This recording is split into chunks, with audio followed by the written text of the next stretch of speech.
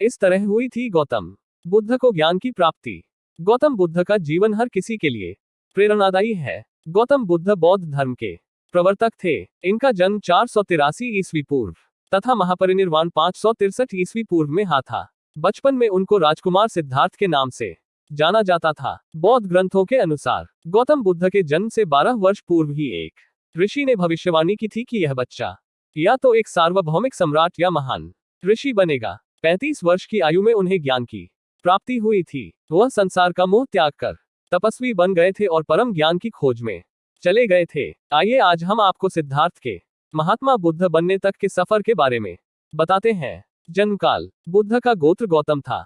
बुद्ध का वास्तविक नाम सिद्धार्थ गौतम था। उनका जन्म शाक्य गणराज्य की राजधानी कपिलवस्तु के निकट लुम्बिनी में हुआ था। बुद्ध के जन्म के 7 दिन के भीतर ही उनकी माता का देहांत हो गया था। उनका पालन पोषण उनकी मौसी गौतमी ने किया था। शिशु का नाम सिद्धार्थ रखा गया था। शाक्य वंश के राजा शुद्धोधन सिद्धार्थ के पिता थे। सिद्धार्थ के जन्म से पूर्व हुई भविष्यवाणी से परेशान होकर उनके पिता ने उन्हें तपस्वी बनने से रोकने के लिए राजमहल की परिधि में रखा। गौतम राजसी विलासिता में पले बड़े, बाहरी दुनिया से आक्रांत नृत्य करने वाली लड़कियों द्वारा मनोरंजन, ब्राह्मणों द्वारा निर्देशन और तीरंदाजी, तलवारबाजी, कुश्ती, तैराकी और दौड़ में प्रशिक्षित किए गए थे।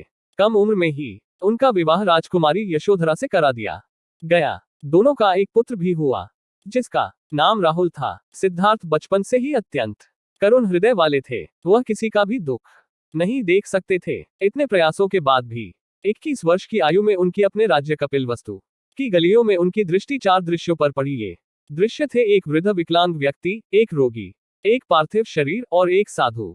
इन 4 दृश्यों को देखकर सिद्धार्थ समझ गए थे कि सबका जन्म होता है, सबको बुढ़ापा आता है, सबको बीमारी होती है और एक दिन सब मृत्यु को प्राप्त होते हैं। इससे व्यथित होकर उन्होंने अपना धनवान जीवन, अपनी पत्नी, पुत्र एवं राजपाट का त्याग करते हुए साधु का जीवन अपना लिया और जन्म, बुढ़ापा, दर्द, बीमारी और मृत्यु से जुड़े सवालों की खोज में निकल गए। ज्ञान की प्राप्ति। सिद्धार्थ ने अपने प्रश्नों के उत्तर ढूंढने शुरू किए। समुचित ध्यान लगा पाने के बाद भी उन्हें इन प्रश्नों के उत्तर नहीं मिले। फिर उन्होंने तपस्या भी की लेकिन अपने प्रश्नों के उत्तर नहीं मिले। इसके बाद कुछ और साथियों के साथ अधिक कठोर तपस्या प्रारंभ की। ऐसे करते हुए 6 वर्ष व्यतीत हो गए। भूख से व्याकुल मृत्यु के निकट पहुंचकर बिना प्रश्नों के उत्तर पाए वह कुछ और करने के बारे में विचार करने लगे थे। एक गांव में भोजन की तलाश में निकल गए। फिर वहां थोड़ा सा भोजन ग्रहण किया। इसके बाद वह कठोर तपस्या छोड़कर एक पीपल के पेड़, जो अब बोधि वृक्ष के नाम से जाना जाता है, के नीचे प्रतिज्ञा करके बैठ गए कि वह सत्य जाने बिना उठेंगे नहीं। वह सारी रात बैठे रहे और माना जाता है यही वह क्षण था जब सुबह के समय उन्हें पूर्ण ज्ञान की प्राप्ति हुई थी।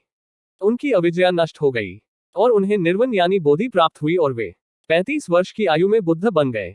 बुद्ध को शाक्यमुनि के रूप में भी जाना जाता है। 7 हफ्तों तक उन्होंने मुक्ति की स्वतंत्रता और शांति का आनंद लिया। प्रारंभ में तो वह अपने बोधि के बारे में दूसरों को ज्ञान नहीं देना चाहते थे। बुद्ध का मानना था कि अधिकांश लोगों को समझाना बहुत मुश्किल होगा। मान्यता है कि बुद्ध को स्वयं ब्रह्मा जी ने अपने ज्ञान को लोगों तक पहुंचने का आग्रह किया था। फिर वह इस पर सहमत हो गए। इस तरह उन्होंने अपना पहला धर्मोपदेश उत्तर प्रदेश के वाराणसी के पास सारनाथ में अपने पहले मित्रों को दिया था।